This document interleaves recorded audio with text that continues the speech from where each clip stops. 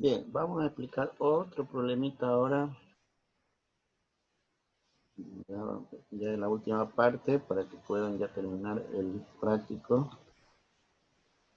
Este es otro problema, ya. Problema número 3.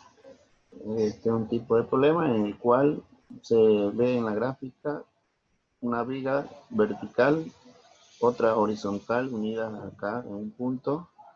Está en el cual pende o cuelga un cuerpo sujetado en la parte superior de la viga y choca aquí en el punto de la viga horizontal y cuelga un objeto pesado de 80 kilovoltios, ¿no?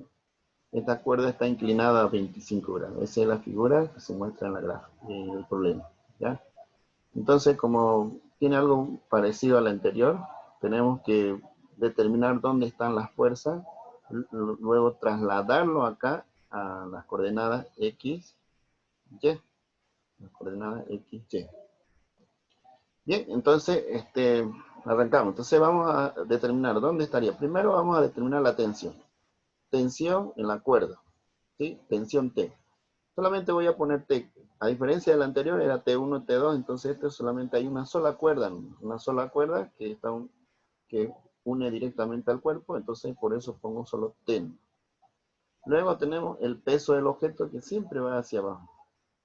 Y finalmente tenemos aquí el cuerpo, como tiene un peso, va a hacer que esta viga soporte una resistencia en el punto horizontal. Toda la viga resiste. Porque si esta viga se quiebra, entonces se cae, ¿no? Entonces, para que este cuerpo resista esta viga, tiene que ser tan fuerte y esa fuerza se determina mediante la resistencia. Entonces, tres fuerzas hay aquí. Fuerza de tensión, fuerza del peso y fuerza de resistencia. Ya. Esto mismo vamos a trasladar al plano cartesiano. Primero la tensión con su ángulo de 25 grados, luego el peso hacia abajo, luego la resistencia hacia la derecha. Ahí está. Tres fuerzas. Ya. Entonces en este caso solamente tenemos la tensión que está inclinada en el cual tiene un ángulo. Ya.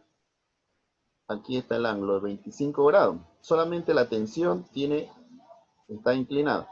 La resistencia no está inclinada, no tiene ángulo y el peso también está en el eje Y, también no tiene ángulo, ¿no? Entonces lo único que está diagonal es la tensión. Entonces, ¿qué se hace cuando un vector está diagonal? Se descompone, ¿sí? Se descompone en sus coordenadas rectangulares, se llama, ¿ya? Hay que descomponer. Entonces, primero partimos en dos, que sería tensión por coseno de 25, y luego hacia arriba sería tensión por seno de 25. ¿Ya? Siempre en X va a ser coseno y tensión hacia arriba va a ser seno, y en Y va a ser seno. Siempre y cuando, o sea, tiene su porqué, ¿no? Siempre y cuando el ángulo esté chocando con la línea de las X, ¿sí? Porque si el ángulo estaría acá, entonces se invierte las cosas, ¿ya? Siempre y cuando el ángulo esté sobre el eje X, entonces la tensión se compone en coseno del primero de aquí y seno del otro.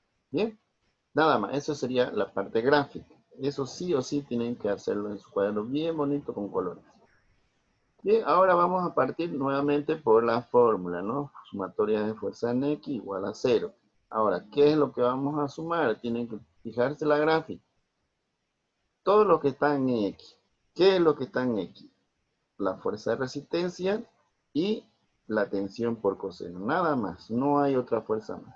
Entonces, simplemente en el siguiente paso sería R menos tensión por coseno de 25. Igual a 0. Listo, ya está. Eso solamente sería sumatoria de fuerza.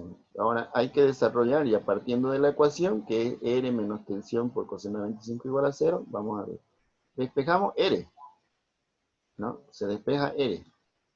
Este término pasa al otro lado a sumar. Está restando, pasa a sumar. Bien, lo vamos a dejar ahí momentáneamente porque no sabemos cuánto vale la tensión, porque la pregunta es hallar la tensión y luego tenemos que hallar la resistencia, ¿ya? Bien, entonces Siguiente paso, entonces vamos a hacer otra vez la aplicación de la fórmula, pero ya en las coordenadas y. Primero eran X, ahora en Y. Entonces, ¿cuáles son las fuerzas que están en X? En Y, perdón. Tenemos la fuerza del peso y la fuerza de la tensión por seno de 25. Nada más, son dos igual. No hay más. Entonces, está sencillo acá. Ahí está. Tensión por seno de 25 que va para arriba, que es positivo. Todo lo que van arriba es positivo. Y hacia abajo negativo es el peso negativo. ¿Ya? Entonces, ahí está una segunda ecuación. Bien, el siguiente paso es pasar el peso al otro lado. Pasamos y al mismo tiempo pasamos el seno de 25 a dividir aquí abajo. ¿No? Al mismo tiempo que hemos pasado el peso al otro lado, el seno de 25 pasa a dividir. En el siguiente paso ya reemplazamos el valor del peso que ya tenemos acá en la gráfica, que es de 80 kilopascales. Entonces, ahí está, 80 kilopascales dividido entre seno de 25. ¿Ya? Ahora, aplicando la calculadora, se divide 80 dividido entre seno de 25. Entonces sería igual a, ahí está. Tensión igual a 189.3 kilopascales. Ya tenemos la primera respuesta que sería hallar la tensión. 189.3 kilopascales. ¿Ya? Ahora nos faltaría la resistencia. En esta partecita vamos a hallar la resistencia. Simplemente ya volviendo hacia atrás un poquito, ya acá, este resultado vamos a reemplazar ahí a la tensión. Ahí. Y aquí está reemplazado. Ese resultado de acá se multiplica por coseno en calculadora, coseno de 25, y el resultado final me da 171,56 kilopascales. Listo. Nada más, ya tenemos las dos respuestas. Eso. Bien. ¿Ya? No se olviden que las unidades, si el peso le da en kilopascales, obviamente la resistencia y la tensión le va a dar en la misma unidad. Salvo que la pregunta luego le diga, ¿no? Hallar las tensiones, pero en Newton. Entonces hay que hacer la conversión, ¿no? Con ayuda de la tabla de equivalencia, entonces solamente la respuesta se convierte en Newton, o ya sea en Dina o en Newton, cualquiera. ¿Ya? Listo. Con esto ya tendrían que terminar el práctico.